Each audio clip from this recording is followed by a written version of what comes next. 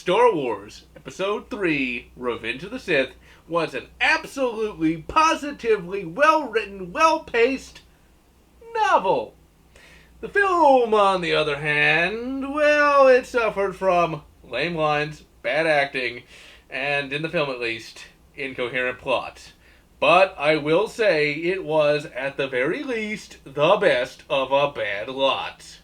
Now, the film received a great deal of ancillary media. It received a bunch of toys that were top buddy tier, and I picked me up a hell of a lot of clones.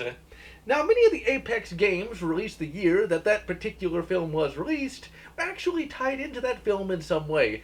Battlefront 2 had a bunch of maps set during Revenge of the Sith, and of course there was the Kashyyyk level in Republic Commando. But of course, the film actually received a game adaptation that was in and of itself an Apex game. Now sure, it wasn't an Apex game in its genre, but it was an Apex game of the video game tie-in genre, as it was indeed one of the best video game tie-ins of all time. So with that, let's pop it into PCSX2 and take a look. Star Wars Episode 3, Revenge of the Sith was released on May the 4th be with you, 2005, for the PlayStation 2, the Xbox Zero One, Nintendo DS, and last but certainly not least, the Game Boy Advance. I have only played the PlayStation 2 version along with the GBA version, and both versions are very different games. Today, we are primarily going to be taking a look at the PlayStation 2 version, but I shall also give a quick overview of the GBA version as well. The PlayStation 2 version is a third-person hack-and-slash game. The hacking and slashing is fun enough. It is nowhere near to the level of utter insanity of the Jedi Knight games, but it is serviceable, and it is quite amazing just how many moves you can pull off. The big problem, however, is that the game feels very sluggish, and the lack of a good targeting system means you will be attacking the air at times, and given how difficult the game is, you will often find yourself losing a great deal of health because you are blocking the evil Darth Arius instead of General Bloody Grievous. The general fighting also feels quite floaty at times, and the various blows lack any feeling or weight. And the epic laser sword of great justice feels like a fancy light-up Louisville slugger.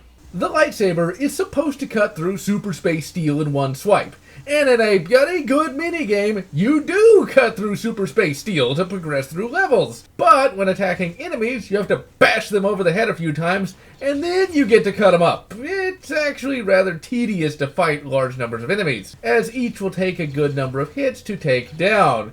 Even though it should just take one, but that being said, the gameplay is still serviceable, and it's still enjoyable nonetheless. And a big part of the game is dueling. The game features all of the various big duels from the film, and they play well enough. This is of course not the proper dueling from the Jedi Knight games, but rather a more flashy style in keeping with the gameplay scene in the Devil May Cry series. In fact, you might go as far to say that this is Star Wars meets Devil May Cry, but this is not necessarily a bad thing, even though up to this point Star Wars games generally innovated instead of copied. The dueling is great fun regardless of its copied style, and it is considerably difficult as well. The bosses all have huge health bars, and their attacks do considerable damage, and the AI for the bosses is nothing short of excellent. Killing these bosses will take numerous tries, and if you don't use save states, you will have to play them over and over again to finally master the bastards. One really awesome thing is the fact that you can unlock the duel from Star Wars Episode 4, A New Hope. See why I said this was a bloody Apex game? The Episode 4 duel is 1050% awesome, if a bit hilarious. But in a good way. As you can see, both Obi-Wan and Dark Vador are jumping around like they did back in Episode 3, even though the original fight was much more realistic and slow. While Alec Guinness was an amazing actor, he didn't move like that. And while David Prowse was a Scot of the highest order, he didn't move like that either. Still, this is an amazing duel, and almost worth the price of admission alone. In addition to the hack and slash combat and the dueling, you also get some turret work to do. But this was from 2005, so it's actually fun and quite awe-inspirational. In addition to the boss duels, there are also straight-up boss fights, and they are great fun as well, even with the somewhat clunky combat. Throughout the game, you either play as Ewan McAwesome or the Sith Lord formerly known as Darth Emo. Remember when sane people thought that Anakin was a whiny little, gotta be PC for the gulags, a whiny little, brat, there we go. Those were heady days indeed. They were overly optimistic days. Now, in the grim nightmare future of 2019, we know that Anakin is basically as manly as Bennett from Commando, and that Darth Emo, well, he's the new King Whiny. Both play more or less identically, although Obi McGregor is less annoying to play as his quips are far less cringy. Anakin makes me want to take out my speakers and blow them up with tannerite with how annoying he is. As you play through the game, you level up each of their abilities with XP. It's all fairly straightforward stuff that works quite well. My favorite thing to level up was, of course, Force Heal, because this game has no regenerative health. The days of 2005. And back to tanks are few and far between, even on the easiest of difficulty level.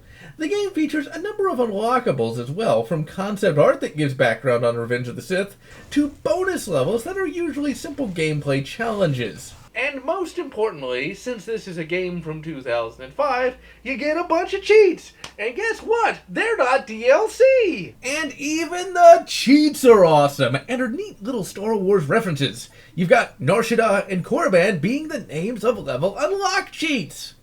Graphically, the game looks decent enough for a 2005 vintage PlayStation 2 game. The various humans, of course, have aged, and somehow Hayden Christensen even looks more wimpy here than in the film.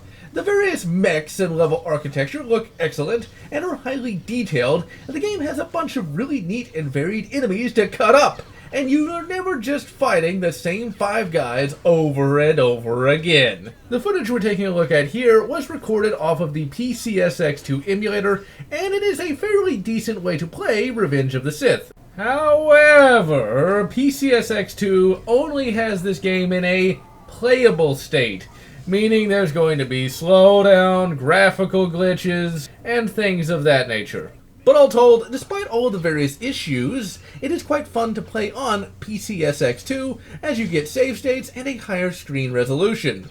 By far the weakest fundamental aspect of the game is the camera. It is fixed, and at times it does not like to point at the things you need to see. And while I was never killed by it, I was hit by things from off screen. It's not broken, but it definitely needed more work. The game also features some scenes from the Revenge of the Sith film, and I had actually forgotten just how compressed they bloody well looked. They're still watchable, but sadly I cannot show them because, well, the Googlog. Music for the game is from the groin-grabbingly transcendent Revenge of the Sith soundtrack, and is nothing short of amazing. Can't play it, but if you have not heard the soundtrack for Revenge of the Sith, look it up, as by itself it is an absolute feast for the ears. What is not a feast for the ears is the voice acting. The music is filet mignon. The voice acting is Taco Bell meat. It is horrible, and the lines are so poorly recorded, you wonder if the voice actors were paid in Starbucks gift cards. This is an Apex game from 2005. So, of course, they added in a fighting game mode and co-op multiplayer. The co-op is limited to a few missions and looks pretty good. And this is an example of why this is an Apex game in the movie tie-in genre. Yes, it does indeed have co-op, but you don't actually have to have a second player. You can actually play through the co-op missions with a computer-controlled partner.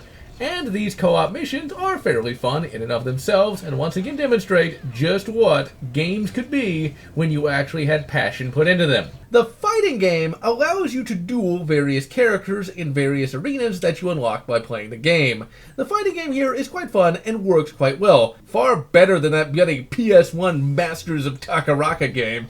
Ugh. And you can have Darth Vader fight himself in an epic cannon-twisting match. You know, I would mention White Armored Vader and a possible Crisis on Infinite Star Wars, yeah, but I'm just going to move on and get on with the GBA version of the game. The GBA version of the game is a side-scrolling beat-em-up, and it's excellent! The art style is anime-esque, and the cutscenes are done in an oh-so-awesome 90s style that really brings a new dimension to Revenge of the Sith. The gameplay is quite fluid, and it's just as complex as its console counterpart. And somehow, the devs managed to make it just as bloody controllable as well, despite having only 4 buttons and a D-pad to work with. Overall, it is quite impressive in its own right, and will receive a review of its own in Star Wars Year 2. Now, let's take a look at a couple of differences between the game and the film. The game more or less follows the events of the Revenge of the Sith film, but some of the battles are different and some of the events have been expanded. The Invisible Hand levels are the biggest expansion by far, and that aforementioned epic turret moment only appears in the game and makes for great gameplay, but would have slowed down the film tremendously. Battle between Obi-Wan and Grievous is actually better than canon in some ways. In the film, Obi-Wan just straight up shoots Grievous with his own blaster. This also occurs in the novel as well. In the game, Obi-Wan straight up skewers him and makes that scene that much more epic. The battle between Whiny McWinerson and Jedi Master Jackson is also better, mainly because Jedi Master Jackson gets some epic lines such as, "Come here, Anakin, I want to show you something." The end of the duel is also different as well, as Master Jackson here does not get double-teamed by Anakin and Palpatine, and Anakin just straight up skewers him in the chest. You, of course, do get to control Anakin during the events of Nightfall, but thankfully there is not a kid-chopping minigame. Instead, you fight a bunch of Jedi, and a number of named Jedi appear as bosses, which of course you slaughter. As you would expect, the whole Nightfall mission feels very uncomfortable, and you come to dislike Anakin even more. Utapau is also different as well. In the film, after Order 66, Obi-Wan just pulled a Solid Snake and escaped. In the game, you cut through a battalion of clones, and is fun/kind of sad, as Obi-Wan, in his horrible voice acting, tries to tell the clones to not fight him, but to no avail, and then sometimes his trash-talking lines play to rather humorous effect. The Mustafar level is expanded upon a bit, and as Anakin, you go in and have to kill a bunch of droids and heavy Nemodians. It's a fun fight with some cool moments. However, nothing beats the novel version of these events, where little orphan Annie goes Jason Voorhees on the Separatist leadership, and has an epic line where he says that the communication was garbled. Sidious said, not peace, but in pieces. There's supposed to be good in him, is there? I guess maybe it's his little toe. That's probably the only part of his body he hasn't used to kill someone with. The game also features a super secret alternate ending where you fight Obi-Wan as little orphan Annie, and you end up killing him and becoming Imperator of your new Imperium. It's a fun fight, but I don't see Annie one-shotting the Imperator. I get the feeling that Papa Palps is going to show Anakin how electricity works when he gets back to Imperial Center. Without a doubt, Star Wars Episode 3 Revenge of the Sith is an apex game of the video game tie-in genre. It did the video game tie-in right. It stayed true to the film and celebrated in many ways, but changed it in others so that it was a much more fun gaming experience. And it's a game I highly recommend checking out. And so, I am GeneralLotz, and I'm going to wish you good Star Wars Bounty Hunter, and good Star Wars Rogue Squadron 2, or whatever makes you happy. If you enjoyed this video, please consider subscribing, and if you can, please consider supporting me on Patreon so that I can continue bringing you this awesome content.